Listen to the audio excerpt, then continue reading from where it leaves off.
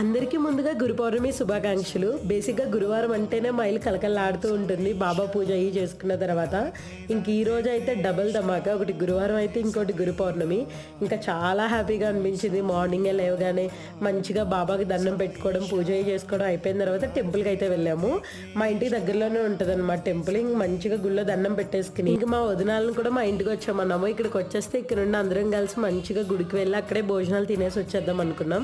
ఇంక మా వదినాలు కూడా వచ్చేసిన తర్వాత మేమందరం కలిసి అయితే గుడికి వెళ్ళిపోయాము. గుడికి వెళ్ళిపోయిన తర్వాత మంచిగా ప్రసాదం వడ్డిస్తున్నారు. మంచిగా కడుపు నిండా తినేసి కొంచెంసేపు గుడిలో కూర్చుని అయితే వచ్చేసాము. గుడి మొత్తం కూడా చాలా బాగా డెకరేట్ చేశారు. యాక్చువల్లీ ప్రతి లక్షవారం కూడా చాలా బాగుంటుంది ఈ గుడి. ఇంక దట్టిరో గురు పౌర్ణమి కదా, కలకల్లా ఆడిపోతుంది జనాలతో. అసలు మేము రిటర్న్ వచ్చేటప్పటికి 2 అయిపోయింది. ఇంక అప్పటికి కూడా ఫుల్ క్రౌడ్ అనమాట.